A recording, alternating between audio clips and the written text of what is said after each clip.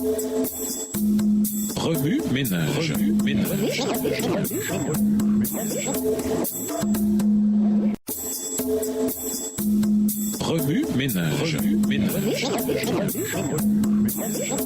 Bienvenue dans votre émission Remue ménage. Nous voilà à la leçon 6, la coalition contre le Christ. Lisons Luc 23, les versets 1 à 43. Luc 23, les versets 1 à 43. Ils se levèrent tous et ils conduisirent Jésus devant Pilate. Ils se mirent à l'accuser, disant : Nous avons trouvé cet homme excitant notre nation à la révolte, empêchant de payer le tribut à César et se disant lui-même Christ, roi. Pilate l'interrogea en ces termes : Es-tu le roi des Juifs ? Jésus lui répondit : Tu le dis. Pilate dit aux principaux sacrificateurs et à la foule : Je ne trouve rien de coupable en cet homme. Mais ils insistèrent et dirent : Il soulève le peuple en enseignant par toute la Judée depuis la Galilée où il a commencé jusqu'ici. Verset 6. Quand Pilate entendit parler de la Galilée, il demanda si cet homme était galiléen. Et ayant appris qu'il était de la juridiction d'Hérode, il le renvoya à Hérode qui se trouvait aussi à Jérusalem en ces jours-là. Lorsque Hérode vit Jésus, il en eut une grande joie, car depuis longtemps il désirait le voir à cause de ce qu'il avait entendu dire de lui. Et il espérait qu'il le verrait faire quelques miracles. Il lui adressa beaucoup de questions, mais Jésus ne lui répondit rien. Les principaux sacrificateurs et les scribes étaient là et l'accusaient avec violence. Verset 11. Hérode, avec ses gardes, le traita avec mépris, et après s'être moqué de lui et l'avoir revêtu d'un habit éclatant, il le renvoya à Pilate. Ce jour même, Pilate et Hérode devinrent amis, d'ennemis qu'ils étaient auparavant. Pilate, ayant assemblé les principaux sacrificateurs, les magistrats et le peuple, leur dit : Vous m'avez amené cet homme comme excitant le peuple à la révolte. Et voici, je l'ai interrogé devant vous, et je ne l'ai trouvé coupable d'aucune des choses dont vous l'accusez. Hérode non plus, car il nous l'a renvoyé. Et voici, cet homme n'a rien fait qui soit digne de mort.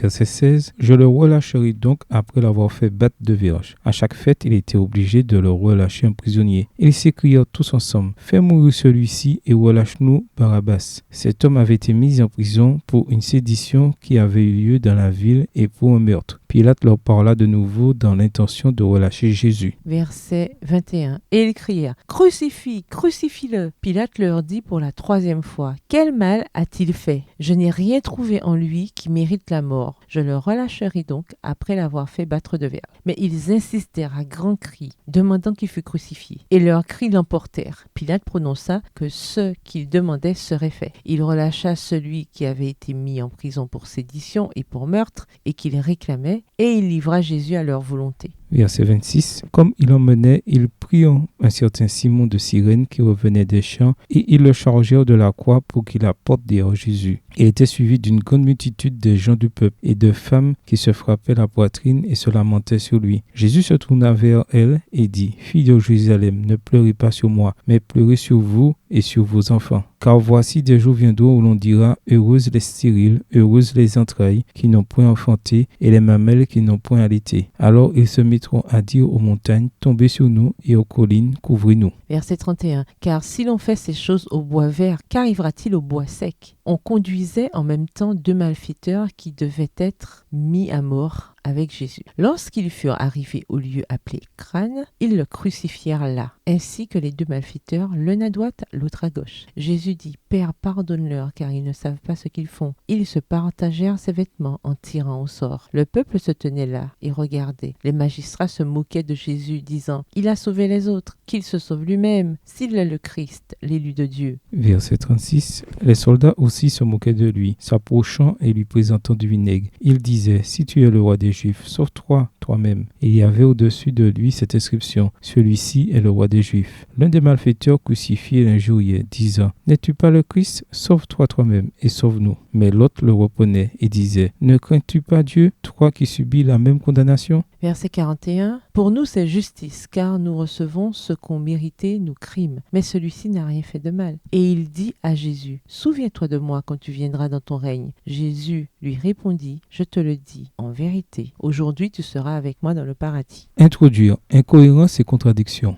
La lutte pour la liberté n'a pas toujours suivi le droit chemin. Même les meilleures avancées vers une liberté centrée sur le Christ ont souvent été compromises par des pressions politiques et des préjugés personnels. De nombreux dirigeants protestants qui s'étaient affranchis de l'autorité oppressive de Rome ont développé leur propre politique sévère à l'égard des dissidents, devenant eux-mêmes des oppresseurs. Dans ses premiers écrits, Martin Luther considérait l'Église comme un groupe volontaire de croyants et était extrêmement troublé par ceux qui voulaient terroriser les églises catholiques et enlever leurs idoles par la force. Cela dit, lorsque certains des princes allemands transférèrent le soutien de l'État du catholicisme romain au luthéranisme, Luther accepta le pouvoir de l'État et l'utilisa pour faire face à ce qu'il considérait comme des menaces religieuses, telles que les anabaptistes. Bien qu'ayant beaucoup en commun avec eux, le groupe des anabaptistes s'était formé à peu près en même temps que le luthéranisme. Il les considérait comme séditieux et blasphémateurs et estimait qu'ils devaient être bannis de l'Allemagne ou mis à mort. La seule chose sur laquelle les princes catholiques et luthériens se mirent d'accord lors de la diète des Spires en 1729, c'est que les anabaptistes ne pouvaient pas être tolérés en Allemagne. De nombreux anabaptistes moururent aux mains des luthériens et des catholiques dans les années qui suivirent. Les enseignements de Luther avaient libéré de nombreuses personnes de l'esclavage, de la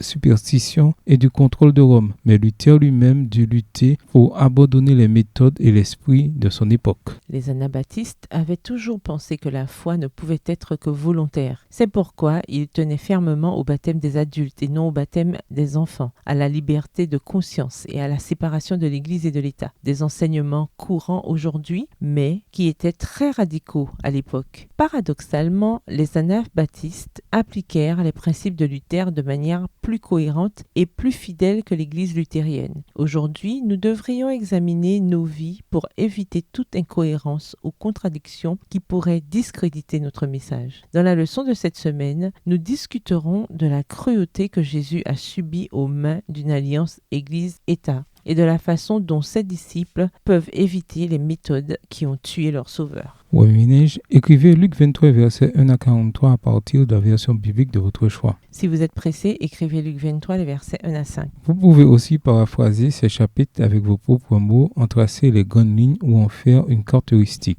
Au revoir. Et à demain si Dieu veut. Remue ménage. Remue ménage.